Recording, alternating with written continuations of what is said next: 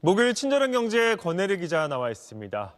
권 기자, 조금 전 뉴욕 김범주 특파원이 이 미국 금리 인하 소식 전해드렸죠. 네. 그런데 이 중국의 움직임도 요즘 심상치가 않다고요.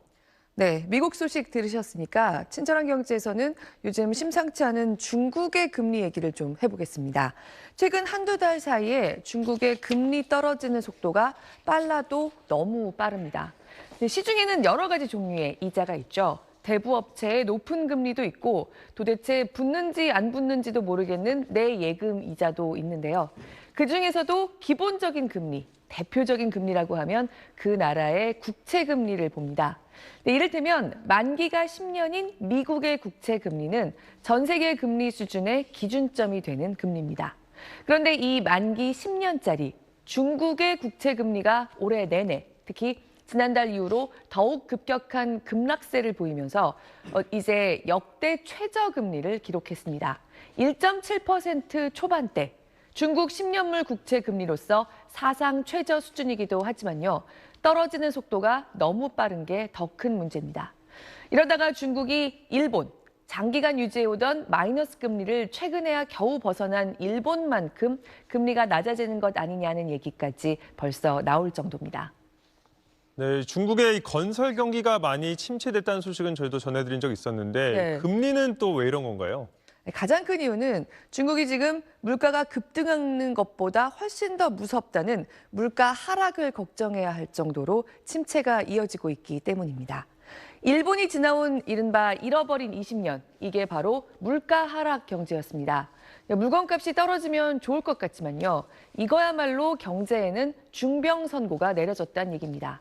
아무것도 안 하고 가만히 있는 게 오히려 이득일 정도의 침체가 왔다는 얘기가 되거든요.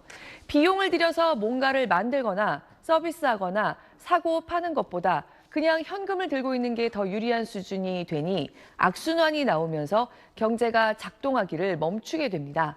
그런데 지난주에 중국의 11월 소비자 물가가 발표됐는데요. 1년 전보다는 아직 간신히 0.3% 정도 물가가 오르고 있다고 나왔지만요. 1%가 채 되지 않는 이런 물가 상승률이 20개월째 계속되고 있는 데다가 점점 더 0에 가까워지고 있는 추세입니다. 전달 대비해서는 이미 물가가 0.6% 하락하기 시작했습니다. 시중에 돌고 있는 돈이 줄어들고 있는 모습도 8개월째입니다. 개인도 개인이지만 기업들이 돈을 쓰지 않고 그냥 저축하자, 묶어두고 있을 때라야 나오는 규모로 돈의 잠김이 나타나고 있다는 겁니다. 물론 중국의 금리는 다른 자유시장 경제의 금리와는 좀 다르긴 하고요. 지금 중국 정부가 빚이 많은 기업들을 살리기 위해서 일부러 금리 급락을 유도하고 있다는 관측도 있습니다. 설사 그렇다고 해도 역시 그런 조치를 취해야 할 정도로 중국 경제에 심각한 문제가 있다. 이렇게 받아들여지는 면이 있습니다. 지난주에 중국 정부가 적당히 완화적인 통화 정책을 펴겠다. 2008년 금융위기 때나 내놨던 수준의 돈풀기를 예고하는 느낌의 발언을 내놓은 것도 이런 금리 급락세를 부추기는 요인 중에 하나로 꼽히는데요.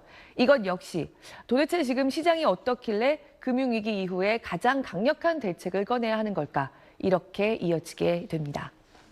네, 가장 관심은 역시 우리에게 미치는 영향이겠죠. 네. 전문가들은 어떻게 예상하던가요? 네, 국내 경기에 이른바 중국 리스크가 전이될 수 있지 않은지 좀 긴밀한 점검이 필요한 시점이라고 보고 있습니다.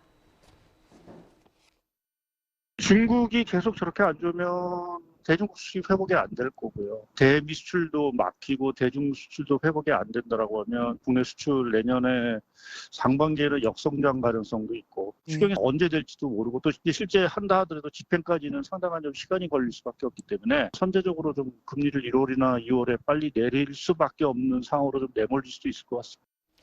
우리의 대중 수출도 타격을 받겠지만요. 중국이 저가 물건을 대량으로 이른바 해외로 밀어내기 해서 지금 상황을 벗어나려고 시도하는 것도 우리 수출품에 타격이 됩니다. 그리고 지금 우리 돈 원화의 가치가 달러 대비해서 너무 떨어져 있는데 위안화가 저렇게 약해져 있는 게 원화의 힘을 더 빼는 면도 있다는 겁니다. 게다가 조금 전에 미국에서 이번에는 달러 금리를 한 단계 내리지만 내년에는 지금까지 계획보다 좀 더 천천히 내리겠다. 달러 강세를 부추길 결정이 나왔습니다.